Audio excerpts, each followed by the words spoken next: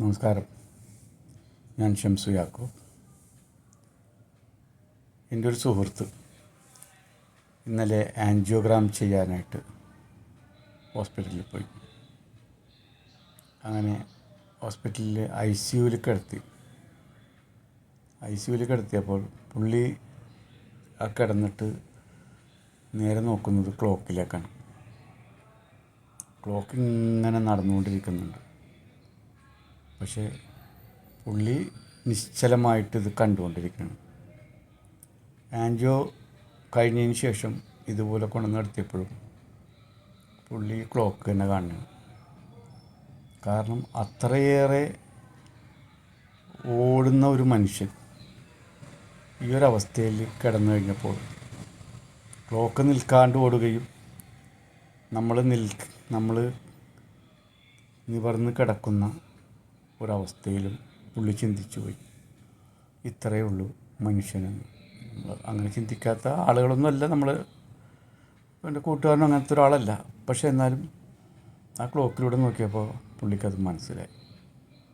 ഇവിടെ ജാതിയും മതവും ഒക്കെ പറഞ്ഞ് ഇവിടെ തല്ല് പിടിക്കുമ്പോഴും പ്രവാചകനൊരു കാര്യം പറഞ്ഞു, നിങ്ങൾ ഹോസ്പിറ്റൽ സന്ദർശനം നടത്തണമെന്നുള്ളത്.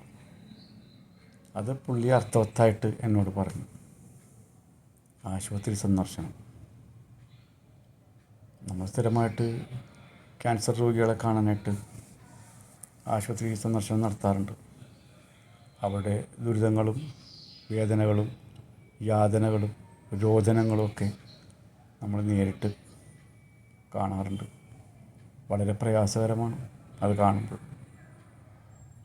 പക്ഷേ എന്ത് ചെയ്യാൻ കഴിയുമെന്നുള്ളതാണ്. വേറൊരു സംഭവം പങ്കിട്ടെന്ന് വെച്ചാൽ, അവിടെ കഞ്ഞി വിളമ്പി. ആ കഞ്ഞി പരസ്പരം ഷെയർ ചെയ്ത് കഴിക്കുന്നു.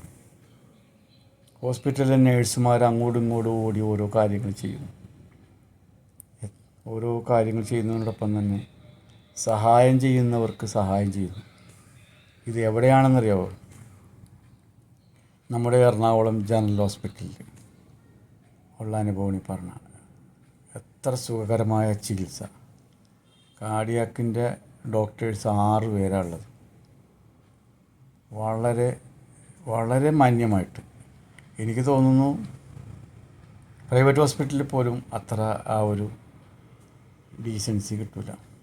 അത്ര പരിപാലനമാണ് എറണാകുളം ജനറൽ ഹോസ്പിറ്റലിൽ നിന്ന് പുള്ളിക്ക് കിട്ടിയത്.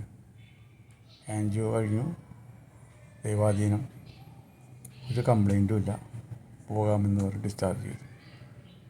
അപ്പോഴും ആ ഡിസ്ചാർജ് ചെയ്യുന്ന സമയത്തും ആ ക്ലോക്കിലേക്കൊന്ന് നോക്കി. ക്ലോക്ക് അപ്പോഴും ചലിച്ചുകൊണ്ടിരിക്കുന്നു. ഞാൻ ചലനത്തിലേക്കുള്ള സ്റ്റെപ്പ് വെക്കാൻ തുടങ്ങുന്നു.